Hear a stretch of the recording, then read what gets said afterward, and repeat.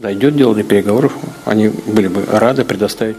পুতিনের সাহস যেন দিনকে দিন সব সীমা পরিসীমাকে ছাড়িয়ে যাচ্ছে। তেমনি এক ইঙ্গিত এলো রাশিয়া থেকে। রুশ সীমান্তের কাছে দক্ষিণ পূর্ব এস্তোনিয়ায় মার্কিন সেনাঘাঁটির কাছে উড়ে এলো ড্রোন। সেই ড্রোনকে গুলি করে ভূপাতিতের দাবি করেছে ন্যাটোভুক্ত রাষ্ট্র এস্তোনিয়া। রুশ গণমাধ্যম আরটির প্রতিবেদনে বলা হয়েছে, এই ঘটনা ঘটেছে ক্যাম্প রিডোতে।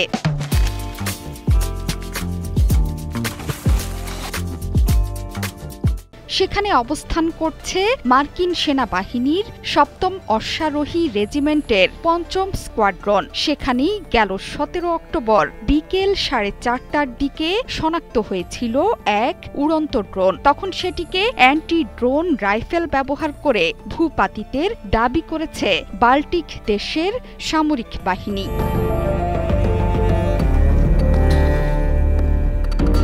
গত ৯ সেপ্টেম্বর রাশিয়ার বিরুদ্ধে পোল্যান্ডের আকাশে ঝাঁকে ঝাঁকে ড্রোন পাঠানোর অভিযোগ উঠেছিল।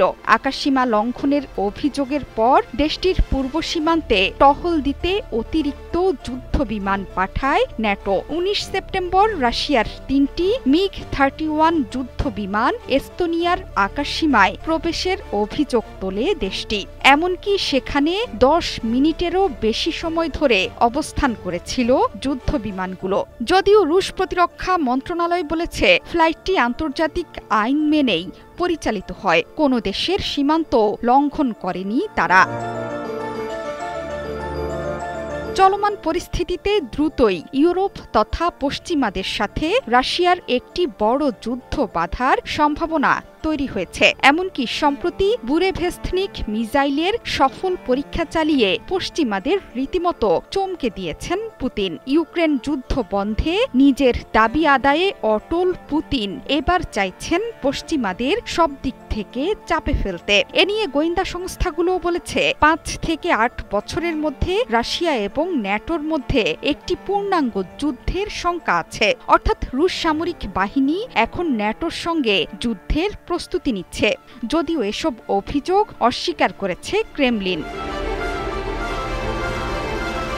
তবে বুরেভেস্তনিক মিসাইলের সফল পরীক্ষার পর নড়ে চড়ে বসেছেন মার্কিন প্রেসিডেন্ট ডোনাল্ড ট্রাম্পও। তিনি মিসাইল পরীক্ষার বদলে রুশ প্রেসিডেন্ট ভ্লাদিমির পুতিনকে যুদ্ধ বন্ধের আহ্বান জানিয়েছেন।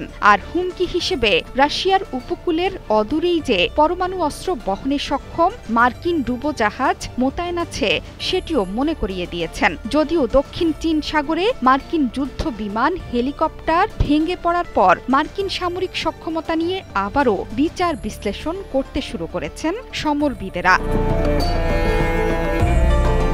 জোহরা চৌধুরী সেতু, ৭১।